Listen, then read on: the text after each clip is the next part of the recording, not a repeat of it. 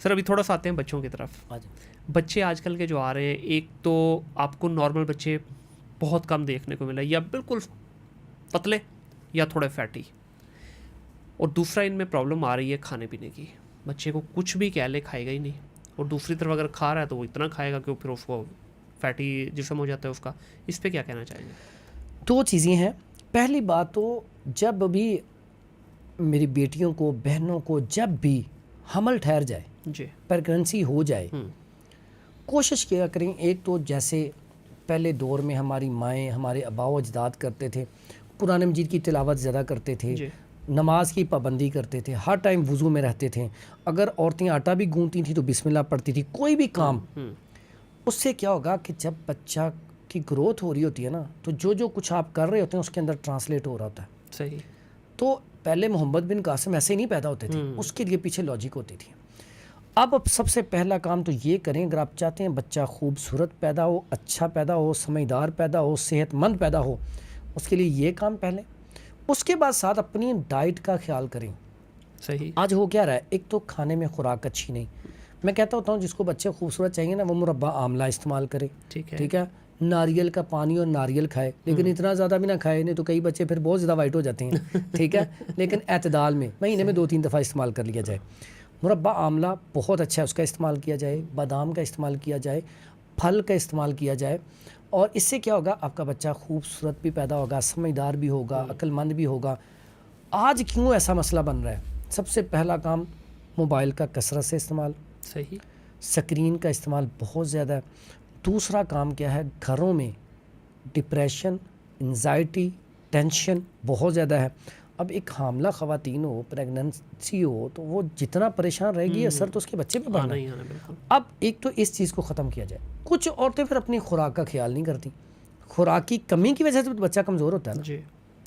اور کچھ ایسا ہوتا ہے کہ بچہ, جیسے ہم دیکھتے ہیں نا, بچہ جب چھوٹا سا پیدا ہوتا ہے, ماں کا دودھ بہت ضروری ہے. آج سائنس بھی مان گئی ہے. پہلے تو قرآن کا فیصلہ ہم تو پہلے ہی مانتے تھے کہ 2 سال کا جو قرآن کا فیصلہ 2 سال دودھ پلانا چاہیے. آج سائنس بھی کہتی ہے, پہلے نہیں مانتی تھی. اب بہت سارے میں نے کیسز دیکھے ہیں کہ جب بچہ پیدا ہوتا ہے, مائیں فیڈ نہیں کرواتی, اور بعض اوقات فیڈ انہیں آتا نہیں ہے. اگر فیڈ آتا نہیں ہے تو اس کے لیے بڑا آسان سا نسخہ ہے. 77 لے لیں 50 گرام, اشگندھنا گوری لے لیں 50 گرام, دونوں کا فائن پاؤڈر کر لیں, آدھا چمچ صبح دوپہر شام کھانا شروع کر دیں, تو بہترین ہے.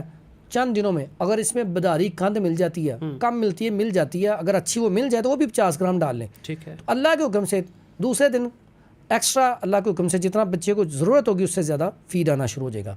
اس کے بعد پھپھڑے یہ استعمال کرائے جائیں بکرے کے, اس سے بھی دودھ بڑھتا ہے. زیرہ جو ہے سفید, اس کی کھیر بنا کے کھلائی جائے, بہترین ہے. اچھا, یہاں پہ یہ کام اکثر اوقات کیا ہوتا ہے عورتیں نہیں کرتی, وہ فیڈ پھر کیا ہوتا ہے 2-4 دن 5 دن 10 دن کے بعد وہ پھر خشک ہو جاتا ہے, پھر بچے کو ڈبے والا دودھ لگ جاتا ہے. اب جو آپ نے بات کی نا, کچھ کمزور اور کچھ موٹے, زیادہ تر بچے کیا ہوتا ہے شروع میں وہ جو ڈبے والا دودھ پیتے ہیں ایسے صحت مند ہوتے ہیں, لیکن اندر طاقت نہیں ہوتی. ہاں بالکل. اب یہاں پہ آگے 2 مسئلے ہوتے ہیں. اگر بچے کی خوراک میں کمی ہے تب بھی کئی بچوں کا قد رک جاتا ہے. کئی بچوں کے کیا ہوتا ہے صحت بھی رک جاتی ہے, کیونکہ بچے کا مزاج ہونا چاہیے پیدائش میں.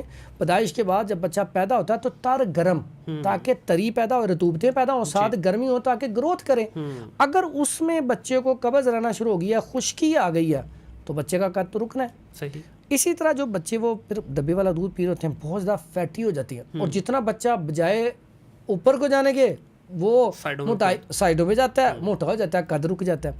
تو اس میں کیا کرنا ہے, بچے کو کیسٹر آئل, بڑی سادہ سی چیز ہے, شروع میں ہی اگر قبض کی شکایت رہتی ہے تو کیسٹر آئل پلانا شروع کر دیں. اس سے کیا ہوگا, تھوڑا تھوڑا کیسٹر آئل ڈیلی دیتے جائیں, بچے کی کانسٹیپیشن ختم ہو جائے گی, بچے کی صحت بننی شروع ہو جائے گی.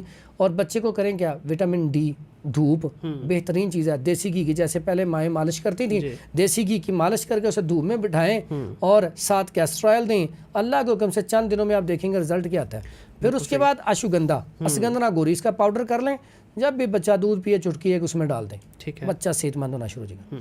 اب جو موٹا بچہ ہے, اگر تو چھوٹا ہے تو پھر تو اسے کیسٹر آئل دیں, اس سے اس کو بھی اسٹول صحیح طریقے سے پاس ہو, سلم ہونا شروع ہو. جب وہ بچہ بڑا ہو جائے, 4-5 سال کا ہو جائے, 6 سال کا, پھر بھی وہ پھیل ہی رہا ہے, بڑھ نہیں رہا, تو پھر اس کے لیے پہلا کام تو یہ کریں, तुम्मा ले लें 50 ग्राम, राई ले लें 50 ग्राम, गंधक आंवला सार ले लें 50 ग्राम, तीनों का फाइन पाउडर करके ना, तो ये बच्चे को कैप्सूल छोटा 250 mg का, ठीक है, वो सुबह शाम देना शुरू करें, इससे उसकी फ़ैट कम हो। सर ये तो सारी चीज़ें बड़ी शदीद कड़वी हैं। सर कैप्सूल मैंने कहा है, अच्छा कैप्सूल के अंदर बच्चा खा लेगा। सही, ठीक है। अच्छा आपको भी हिकमत का पता है वैसे, कोड़दुबा जिसको कहते हैं, तो जहर से ज़्यादा कड़वा है। अच्छा इसको ना कैप्सूल भर के देनी, बच्चा छोटा सा कैप्सूल, बिल्कुल छोटा सा बनाओ, बच्चा खा जाएगा। अच्छा पहले उसको इसको कम करें, इसके साथ साथ फिर वही जो है ना कद को बढ़ाने के लिए मुरब्बा बांस बड़ी बेहतरीन चीज़ है। मुरब्बा बांस, हाँ 1 इंच का टुकड़ा मुरब्बा बांस सुबह दूध के साथ देना शुरू कर दें।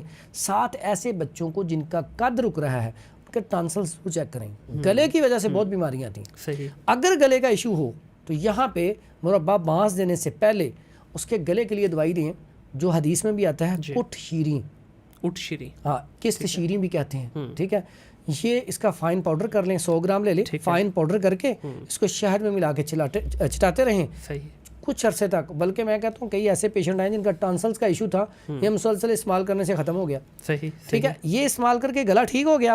अब उन्हें कद के लिए 1 इंच का टुकड़ा मुरब्बा बांस दिया जाए, वो मुरब्बा बांस दूध के साथ दें सुबह निहार, बेहतरीन चीज़ है। साथ अश्वगंधा, अश्वगंधा गोरी, इसका पाउडर कर लें, उसमें थोड़ी सी शक्कर मिला लें, बच्चे को कहीं आधा चम्मच सुबह, आधा दोपहर, आधा शाम खाता रहे। फिर बच्चे को दूध वाली चीज़ें, जो बच्चे कद जिनका छोटा है, दूध वाली चीज़ें ज़्यादा खिलाएं, तो इससे इंशाल्लाह कद बढ़ जाएगा। सर ये जो आपने कद की बात की, ये किस उम्र तक, किस उम्र से किस उम्र तक देना चाहिए जिससे ये कि असर होता है इसका? अच्छा इसका कद की जो उम्र बढ़ने की ना, वो 20 साल 21 साल से पहले पहले बढ़ता है। ठीक है, तो कोशिश करें जैसे ही, और कद का कैसे पता चलता है, 3 साल का जो बच्चा है ना, उसका 3 फीट के करीब कद होता है, 1 इंच कम, तो इस हिसाब से अंदाज़ा कर लें कि 2-3 इंच उसका हर साल बढ़ता है। अगर वो ना बढ़े, अभी आपने कपड़े सिलवाए हैं तो इस साल भी वही पूरे हैं, अगले साल भी वही पूरे हैं, अगले साल भी वही पूरे हैं, इसका मतलब उसका कद रुका हुआ है। या वैसे भी जब लोग कहना शुरू हो जाएं यार इसका कद या उसके साथ वाले बड़े हो रहे हैं, वो वहीं पे है, लगता नहीं है नेदा, तो वो उसमें आपको पता चल गया। तो जब पता चल गया तो आप उसके ऊपर उसी टाइम वर्किंग शुरू करें। और कद के लिए सबसे ज़रूरी है, जैसे पहले वो होता है ना जंपिंग, रस्सी वाली गेम, वो बहुत होती थी।